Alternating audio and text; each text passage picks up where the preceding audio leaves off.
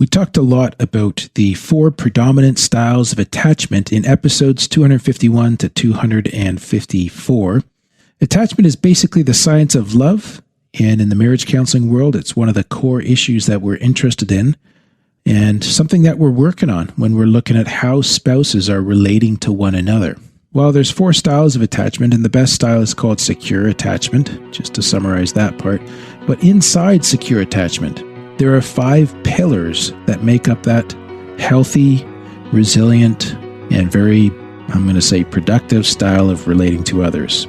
And so we want to look at those 5 pillars today and see what we can learn. The Marriage Podcast for Smart People is designed to help busy couples like yourselves move away from conflict and unhappiness to build a marriage you'll love today and treasure for a lifetime.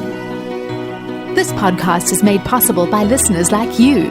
Learn how you can help save marriages, prevent divorces, and keep families intact by going to oyf.support. Once again, that website is oyf.support. And now, here are your hosts, Caleb and Valinda Simone Gandel from Only You Forever. Welcome to the Marriage Podcast for Smart People. If you want to build a thriving, passionate marriage, we've got the research, the truth, and the answers you're looking for. We have a conceptual but very important episode for you this week. It's episode number 276, and today we're going to be talking about the pillars of attachment. Don't worry if that sounds a little dry. This will be very interesting because the bottom line is that if you get this right in your marriage and in your parenting, you'll be creating very robust, healthy relationships. And the people in those relationships, your spouse, your children, will be best positioned to thrive and grow. Hey there, before we get started, if you missed last week's episode, we discussed causes of infidelity. That's worth going back and checking out. Also, make sure you hit the subscribe button so you don't miss any upcoming shows from us. And if you're struggling with your marriage, we offer sound research-based advice. And most of all, we offer hope. So let's get into these 5 pillars for Linda. Okay, so attachment. We know it's the science of love. Yes. And maybe more specifically, though, attachment is the secure emotional bond that gets established between 2 people who are in some form of committed relationship, usually parenting or romantic is what we're considering. A default attachment style is formed within us as children as a result of the bond that occurs during infancy between us and our primary caregiver, often our mother. Generally, that attachment style that's formed in those very early months and years becomes the default, kind of like a format, if you will, for how we bond with our spouse throughout courtship and on into marriage. And it is often possible to change one's attachment style. Or maybe I'll say it is absolutely possible to change your attachment style, but for 68 to 75% of the population, the childhood attachment style persists into adulthood. So whatever that format was in childhood, you end up replicating that in your marriage. For most people, only about 40% of people are securely attached, which is the best style to have. Okay, but there is hope because if you're anxiously attached or avoidantly attached, you can make changes. You can become healthily. Yeah. Most people don't realize that it's possible or that they need to. Okay. That's why we like to tackle some of these conceptual topics because it really underlies so much of how we end up relating. Right. So the 5 pillars of attachment are a sense of felt safety, a sense of being seen and known. We call that in one word, attunement. Okay. So really being dialed in and paying attention to. Number 3 is the experience of felt comfort or being soothed. Okay. The ability to soothe and receive soothing. Number 4 is a sense of being valued by the other, which comes through expressed delight. Okay. When you see someone excited about you, someone you love is excited about you, you feel valued? That's a sense of being valued. Okay. Number 5, a sense of support for being and becoming one's unique best self, fostering human development, basically. Okay. Yeah. So these are all good. And a lot of people do these. I think you're kind of I saw your face there trying to understand the 4th one, a sense of being valued, but you actually do that without knowing you're doing it. Oh, because your parents did it for you. Oh, okay. Yes. All right. Like when you get excited when one of the kids gets home and you want to hear their story, that's the 4th pillar of attachment happening right there. Oh, well, to me, expressing delight is jumping up and down and being excited and... Well, sometimes that happens too, but it doesn't necessarily have to be a significant, display every time. Oh, okay. Yes. All right. So I'm assuming we're going to go through each one of these. Yes. Okay. We are. So maybe they'll make more sense as we get there. They will. Yeah. And I apologize for the technical language, but we'll break it down here. Okay, so the first one is a sense of felt safety. So safety comes from consistency, reliability, and protection. Okay, that makes sense. Consistency and reliability, those two things are really about predictability. So I'm going to start in each one of these kind of looking at it, how the parent does it for the child. And then by extension, we're going to take that to, okay, that child becomes an adult, how they extend that for their spouse. So how can I extend that to my spouse today? Okay. So that's how we're going to migrate through each of these. So that predictability, are you present and available in a dependable way? Or was your parent available to you, right? If a parent is unpredictably available or just unavailable.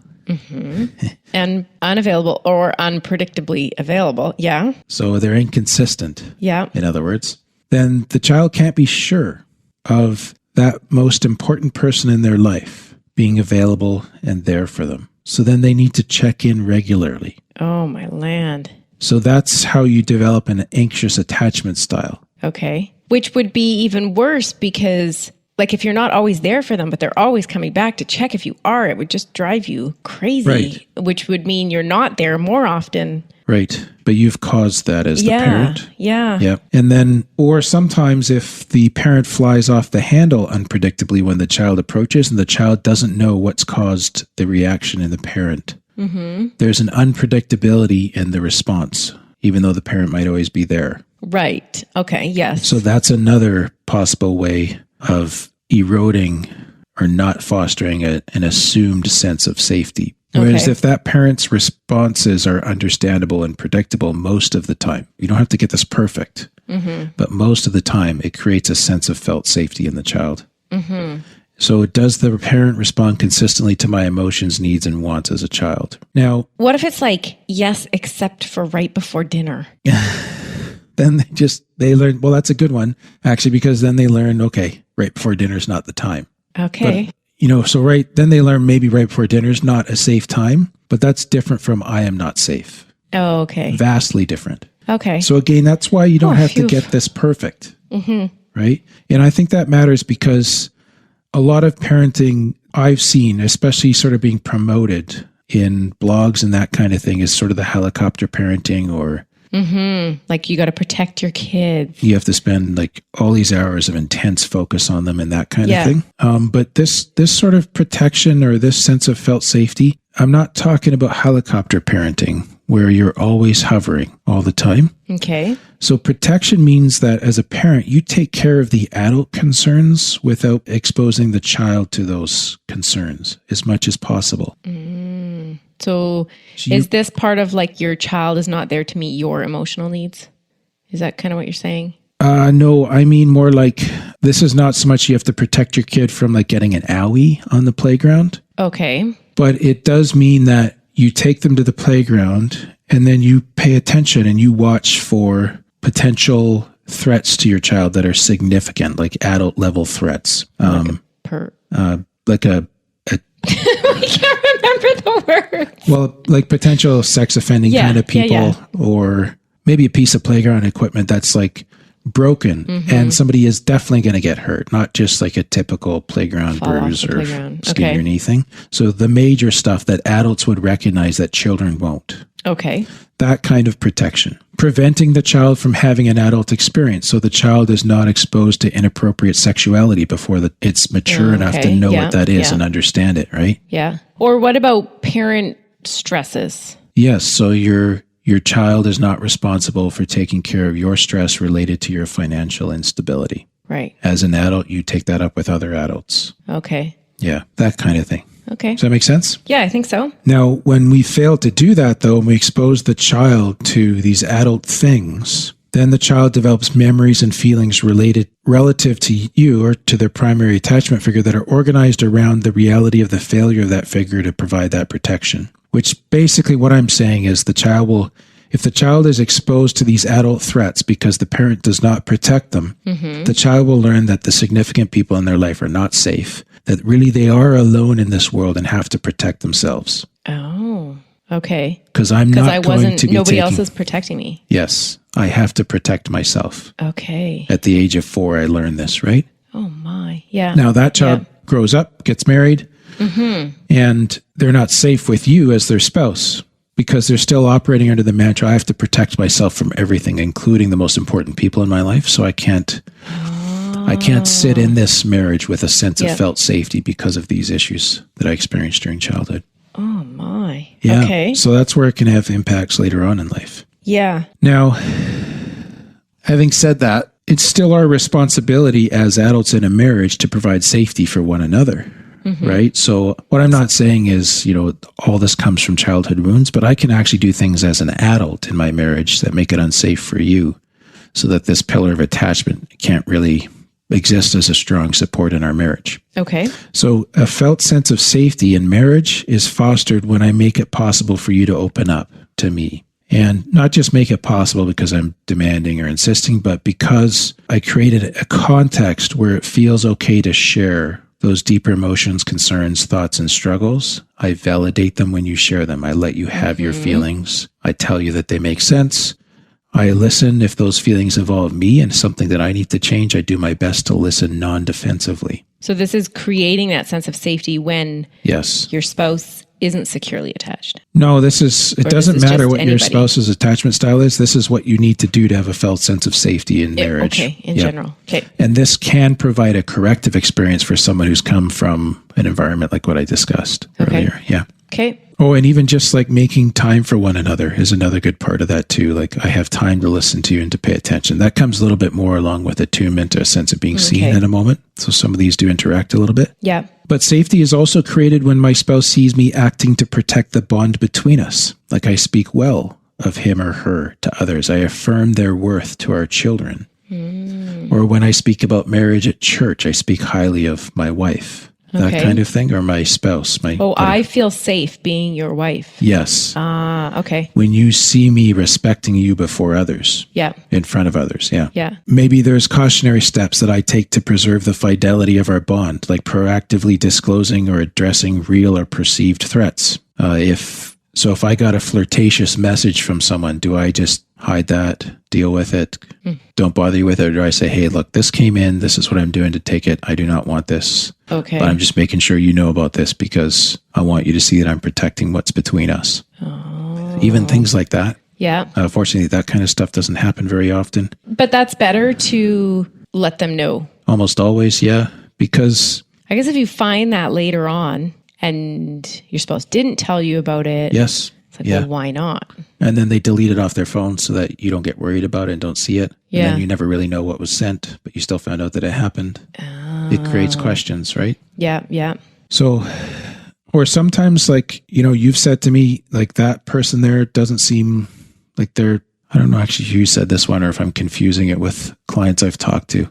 But just the idea of like that person seems like a threat to our marriage. So I want you to be extra careful there. Okay. And if I'm defensive about that person, no, they're not like that. You're overreacting. I'm dismissing your thoughts and feelings in favor of protecting that person. That's not creating a felt sense of safety. Okay. So it's just really understanding things like that. This is, aside from the possibility of having a spouse that's overly jealous. Yeah. And this also does not include a situation where you actually have betrayed your spouse and you've created betrayal trauma. So they're hypervigilant to threats. Like, yes, the trauma needs to take care of. I'm talking about just sort of day-to-day marriage stuff here, right? Okay. So just really accountability and those kinds of things create safety too. Yeah, makes sense. And then safety also comes in a marriage from reliability, which is little things like making sure I'm home when I said I'll be home. Or if something comes up outside of my control, or I even choose to make a different choice, letting my spouse know that has changed. Yes. So just respecting their time and their expectations of you. Yeah.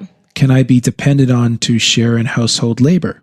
Creates a sense of safety. That's reliability. Okay. Can I be depended on to pursue work that provides adequately for our financial needs? Right. It would definitely make someone feel safe. Yes. And then there's safety as well, even considering that topic in the context of conflict. So when we are disagreeing, do I refrain from gaslighting behaviors where I'm distorting the truth or telling you? What is gaslighting? It's like gaslighting comes from an old movie where they actually had gas lights. Yeah. And the guy who's emotionally abusive, convinces the woman that the lights are not on when they are on. So it's the distortion of reality for the purpose of manipulation and control, or power and control.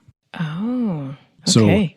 So, And sometimes we get to these kind of dirty tactics when we're in conflict as couples. Oh, that's not what happened. Yes. Yeah. Okay. You're blowing this way out of proportion when I should be understanding, okay, why is this so important to you? Right. Okay. Using intimidation to gain the upper hand. I'm going to scream at you. And this could be male or female. So I'm not just identifying male issues here. Yep. Or from denigration, like just running the other person down by name calling or assassinating their character. Or from just bad habits in our conflict, like globalizing, you always, you never. And you always point that out.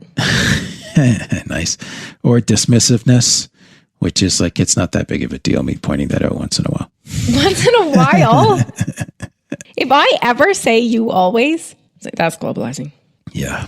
So instead, you should be saying, like, I wonder why that's so important to her. That she feels the need to globalize. No!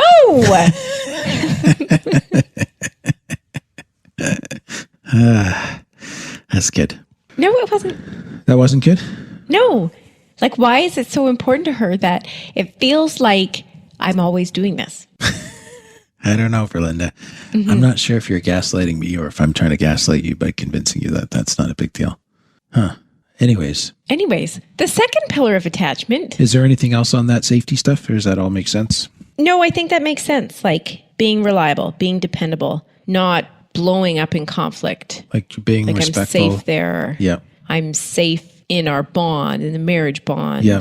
Like there is such a thing as safe conflict. It doesn't necessarily mean that your conflict's going to feel great. Well, no conflict feels great. But there's a difference between feeling of unsafe and safe in a conflict. Yeah. Yeah. Yeah. Okay, so safety is super important. Now, the second one is a sense of known or being seen and known. And that's also known as attunement. So secure parents are likely to be carefully attuned to their children. That means they're paying attention. Okay. Mainly. There are 3 aspects of the child that an attuned parent will actively attend to and generally recognize accurately. So again, I'm not saying you have to get this right all the time. Okay. 1, the child's immediate behavior. So they know what their kid is doing most of the time. 2, the child's inner state of mind. That's harder. Yeah. 3, especially before they get their words. 3, or when they're teenagers and just use them. 3, the child's developmental range at any particular time, which means understanding what they can be capable of and just aren't yet. Yeah. To some degree. Again, you don't have to be like a childhood development expert, right?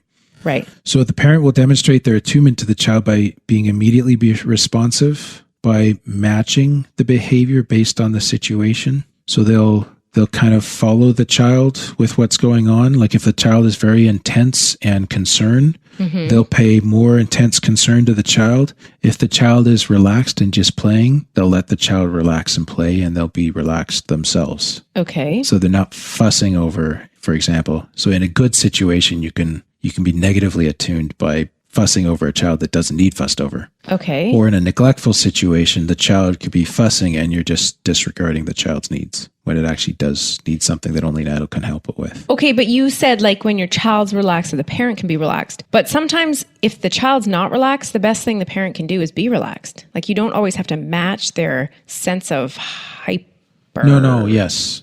Yeah, you're right, Verlinda. But do you mean like the level of responsiveness? Like obviously if my kid is very highly agitated, I'm not going to ignore them. Right. That's what I'm saying though, is if they're highly agitated, you're more concerned about why they're agitated. Okay. But it doesn't mean you become agitated to match their... No. Okay. Yeah. Another thing too, like one of the ways that we train our children to identify what's happening for them emotionally in their internal world as well is by giving voice to our best guess of what's happening in the child's emotions, needs, their motivations, their ideas. Can I just ask a question here? Like, are we talking about like toddlers here? This is mostly the first 5 years. Okay. Because some of this doesn't work so well with teenagers. Well, teenagers, yes. Can I just split that off? Because that's a huge topic. Yeah. And I'll just say that there's different issues operating in their development at that stage. This is really those early developmental years. Okay. Yeah. Okay. So your best estimate of what's happening for them. So for example, the child's crying and you're just trying to figure out why, what's going on, that kind of thing. Oh, you're upset because your friend Tommy wouldn't let you play with him. So Okay. you've identified the cause, the thoughts, and that they're feeling upset. Okay. That's attunement to the child because you spent the time and took the interest and helped them give voice to their inner state. Okay. That's what I mean, okay? So, and again, a lot of parents are just doing this intuitively. Now, a lack of attunement to the child's developmental stage, meaning you're not, maybe for example, if you're not attuned to what they're capable of at their age, you're expecting to do something that only an older child could do. That means the parent's more likely, or what ends up happening is the parent's more likely to get into a power struggle with the child or to experience that as their own personal failure, like somehow I failed as a parent because my 3-year-old can't do this. Okay. Right? Yeah. Or to humiliate the child when the child can't Like if they're not reading by the age of 4 or they can't do what the parent wants. Well, why does the parent need that if it's not developmentally possible? Yeah. That kind of stuff. Okay. So that's the child. That's the developmental stuff as well, right? So age appropriate, I think is the word there, or the words. So being seen and known, attunement, it's kind of just being understood. Yes. Yeah. Okay. Yeah, but you wouldn't, again, like if you think of me doing marriage counseling, the comments that people make, actually we saw this on one of our cruises where she's like, oh, I'm actually feeling like understood right now. And just how sort of relieving and connecting that felt when you haven't experienced that before, right? Okay. So this is how it comes into marriage. So attunement is me paying close attention to your state and being willing to take interest in what is happening for you when you need me to. So I'm not monitoring you like creepy style, but it's just like you would with the child. When you're relaxed, I'm relaxed. When you're agitated, I'm moving closer and I'm concerned. Okay. It's just that willingness, you know, in the positive side of things, to romantically study you, to be curious about you, to take an interest in you, and also the willingness to inquire about your inner experience as we go through all the different kinds of life together, the ups and the downs. So that sounds a little bit weird. What's weird about it? I mean, maybe it's all very normal, but this is like remember the episode on irreducibility? Like people are fascinating, get to know your spouse. Yeah, like I understand the curiosity thing. Yeah. I guess maybe the study you part. The word study might sound okay. What are you studying? Yeah, no. Let me see if I can. But yeah, being curious about for sure and learning about and like not just assuming you know everything, but always wanting to learn more and know more. And which means the person feels interesting, the spouse. Right? Yeah. And they also feel seen and known in the relationship. Like they don't feel like a stranger. Yeah. Yeah. And I guess to feel understood again. Yes. Okay. Does that make sense? Yeah, I think so. So that's the sense of being seen and known. Okay. Now, once again, we've created a bonus exercise for our much appreciated supporters. This one is actually an assessment. It helps you review the attachment experiences you had in your family of origin growing up. So that's a useful discussion point for your marriage. It's even more useful if you complete it and bring it to counseling with you. And you can get this by becoming a patron of the Marriage Podcast for Smart People. We'll just take a quick 60-second break here to tell you more about that. What happens when the fairy tale marriage meets reality? Too often, high expectations lead to disappointment, communication breaks down, and the struggles of day-to-day life become overwhelming, leaving you feeling lost and without hope. Unfortunately, marriage does not come with an instruction manual. Marriage troubles are deeply personal and can take a toll on you, your spouse, and your family. Counseling can be expensive and divorce is very costly. It doesn't have to be this way. Caleb and Valinda understand your pain and frustration. Their mission is to help save as many marriages as possible, and to date, thousands of couples are helped through their weekly podcast. But the most important marriage they want to help save is yours. With a minimum of a $10 investment a month, you gain access to exclusive bonus content and valuable information to help you succeed in your own marriage. Learn more about saving marriages and how you can help at oyf.support. That's oyf.support. You're listening to the Marriage Podcast for Smart People. Before the break, we were talking about a sense of being seen and known. Being understood, I like better. Understood. Or attuned. But we don't really use the word attuned anymore. Not a whole lot, but it's a good word. It's a beautiful word. You let me have it. All right. Number 3, the experience of felt comfort. So again, going back to the child side, consistent parental soothing, not constant. Yes. Consistent. Yeah. And reassurance contributes to the emergence of internal affect regulation. And in English? It means that over time, A child who is well comforted when distressed will learn that they can comfort themselves and take care of themselves. They'll have an upset at school. Yep. They'll figure it out. Right. You don't always need mom. Yes. And they actually figure that out by being comforted, not by being pushed away. Huh. Which some folks do who experience that from their parents. They think that you toughen the child by distancing the child. Yeah. But let me just nerd out with a quote here, and we'll break this down. Okay. The child's developing internal structures for affect regulation. So affect regulation just means I can take care of my upset. Okay. Result from the cumulative internalization of repeated soothing and comforting behavior by the parent. So in other words, when parents respond appropriately and consistently, there's our our reliability thing. When they respond that way to a child's distress, the child learns to soothe itself as well.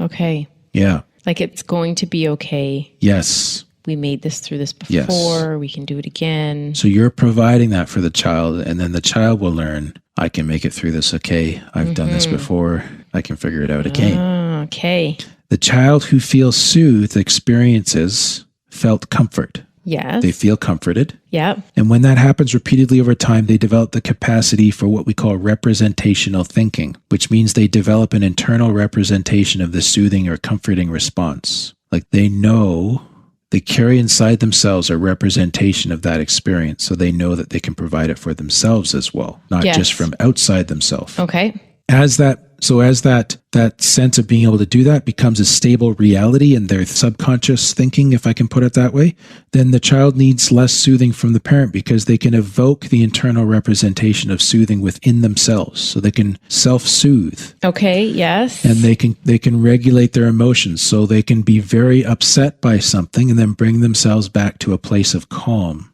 by thinking through it. Whereas the child who does not experience soothing and comforting from their parents, they get distressed. It's very hard for them to calm themselves back down because they don't have this internal model of what it means or of what that process of calming looks like. Yeah. So what does that process of calming look like? Well, it's an appropriate parental response to the child's distress. So the child is brought close, is attuned to, seen, heard, known, understood. There's some reflection of the child's inner experience. So they are able to put words to it. And as they are seen and held and experience acceptance in their distress, they naturally, their nervous system begins to calm down and the upset goes away. And then they realize it's going to be okay, even if I still have this owie and it's not healed yet, for example, right?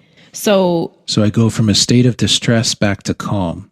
So the parent is giving them that state of calm, so to speak. Yes. Rather than like the distress, the panic. Hopefully rather than more freaking out inside the parent, right? So this is parenting, which is I'm providing the adult experience to the child. Okay.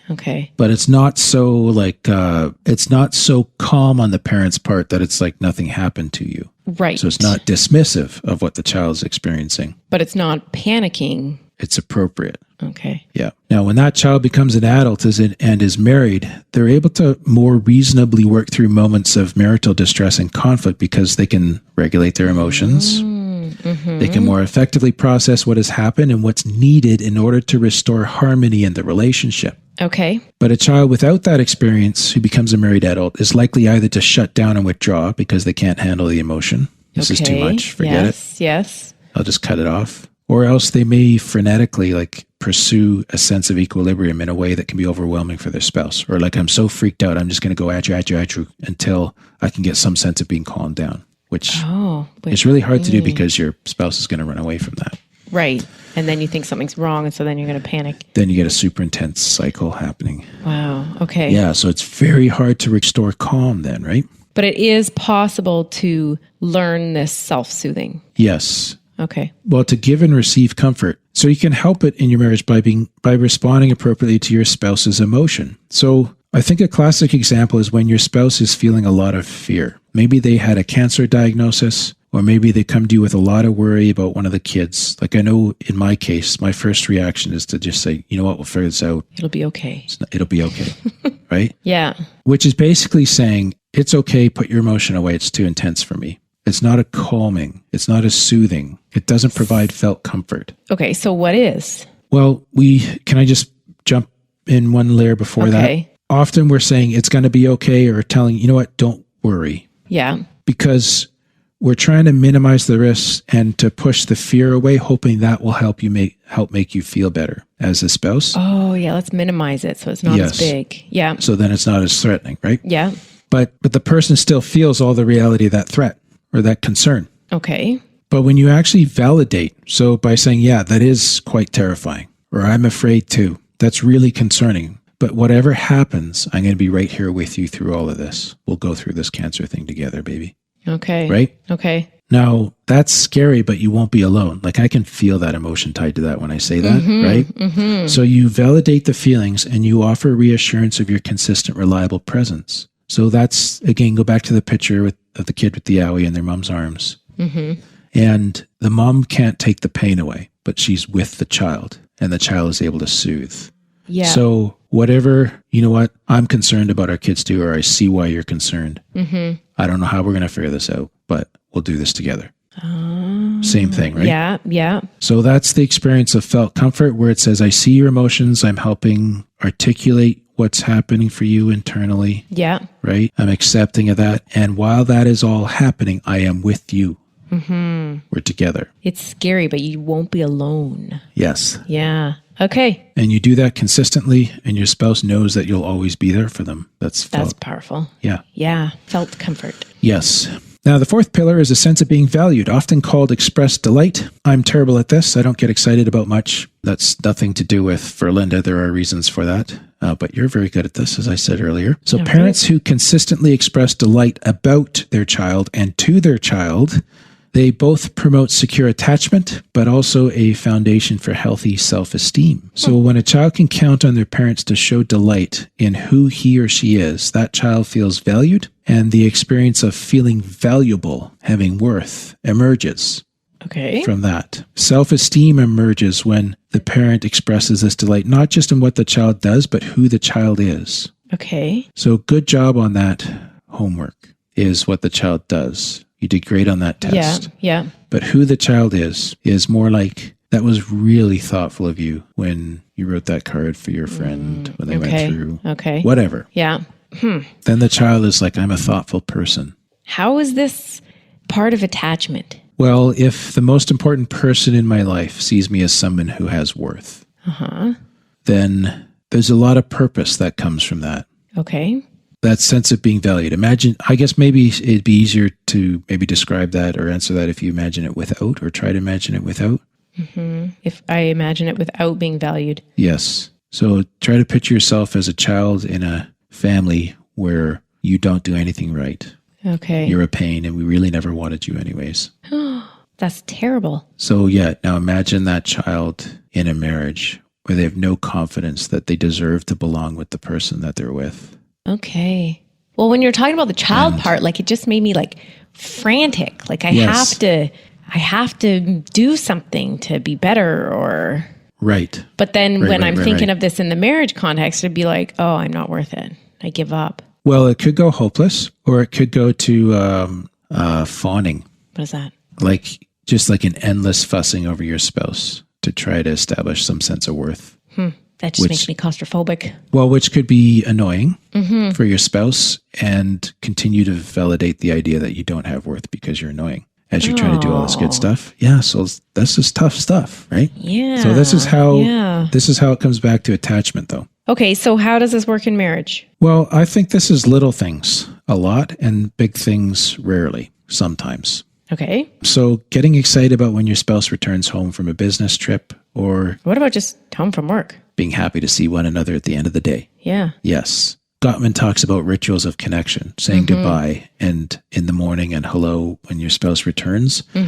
That's expressed delight. Okay. I'm going to miss you because you're leaving for the day. And you got home and I'm happy to see you. Right? Okay. Yeah. So those are little moments, making that known or obvious to one another, or even embedding them in rituals of like, we hug every time I go to work or something like that kind of thing, right? Or like when your spouse accomplishes something more significant, you acknowledge that, you applaud that. Okay. You express your delight in them as a person. Okay. When like, so their character behind it more than necessarily the accomplishment itself. Like you worked so hard for that, or... Yes. I'm going to say both, though. But okay. Yeah. Okay. Like, you don't want to do it just on accomplishment because then you're worth what you do. Yeah. But you definitely, because of the amount of work that people put into stuff, I think that's good to validate. But also just the idea of definitely what you're saying, which is the character and strengths that, fostered that accomplishment. Yeah. So that's the sense of being valued. Okay. So this is a little longer episode today, but we're almost done here. Number 5, fostering self-development. This is about providing a sense of support for being and becoming one's unique best self. And this is promoted by parents that are consistent and reliable and provide support unconditionally and encouragement for exploration. Okay. For creativity. Children who feel their parents' support in this kind of way, they feel free to explore, to discover, to succeed and fail. And through that exploration, they develop the best, strongest, and most unique sense of self. They figure out what they're good at and what they can do in this world. It's okay to fail. Yes, because they're allowed to try these things. They're encouraged to try these things. Mm-hmm. And they don't have to succeed at all of those things. It's more that they're exploring and learning and developing. Okay. And parents who provide a sense of support to that, they're not threatened by their child's developing strengths or what they're good at, or the fact that they might be better and they can throw the ball faster, harder, straighter. Okay. But they encourage it. Yeah. And they provide encouragement through each stage of their child and adolescent's development so that they can develop the best sense of self possible. So it really helps nurture the person into who they are. And I'm not threatened by you becoming better at something than me as a child. That's like a little bit of like healthy competition, or no, I guess I'm just more saying it in the sense of like what happens if you have a parent who, we live in a farming area. Yeah. So somebody is raising a son or a daughter who's better at figuring out the farm stuff than they are. Okay. Now, good parenting means you're going to foster that. Right? Oh, but rather than like put it down. Yes. If you're struggling with your own sense of being valued or didn't experience this from your parents, you might see that as a threat. Oh. And keep reinforcing that idea that my ways are better than your ways, or you need to listen to dad here kind of stuff. Right? So this is really helping your child become all that God has made them to be. Mm-hmm. Yep. Okay. Now in marriage, I think the translation is fairly obvious here. It's offering that same thing to your spouse. So that knowing that you are a person that has gifts, talents, abilities, and some of these are probably as yet undeveloped or untapped to their full potential. Mm-hmm. How can I foster and nourish that within you as my spouse? This can take many forms. Hobbies, shared projects, travel. There's a lot of discovery associated with travel. That's why couples often do very well in their marriages when they're traveling. It could be church or community service. Those could be things done together. Those could be things done individually. Further education. I'm going to say balanced career development. So it's not the pursuit of career at the cost of family and marriage. Okay. But just really developing all that potential and offering that possibility to your spouse of taking a risk. You know what? Let's try this. And if you fail, it's okay. We accept failure as part of growth. It's not holding it over the person's head. Yes. Oh, that's so really fostering all of that stuff. Yeah. Builds healthy attachment. Okay. Some of these make sense, but how they're part of attachment sometimes is a little bit airy-fairy to me, I guess. But I guess you need to develop a whole person for them to feel securely attached. Yes. Yep. I guess it's kind of like a stool, and if a leg's missing, it's not going to be very There's balanced. 5 pillars here, right? Yeah. So all of us are going to be, if this is like a wheel with 5 points, all of us are going to be a little bit lumpy. Yeah. But sometimes it's easier to imagine what happens if you take it away. So imagine a spouse who feels stifled. No, we can't do that. Mm-hmm. Like if I stifle you, just think about the impact that's going to have on attachment, like your sense of a bond with me if I'm a person that's limiting you from what you would like to do or what you could do. Okay. Now, often spouses limit this out of fear in one another. That if you become everything that you could be, you'll leave me behind. Okay. Right? So, but that's a fear in me, then that relates to attachment too. Okay. That needs sorted out as well. So lots of complexities here, but just good principles to note as you're thinking about attachment.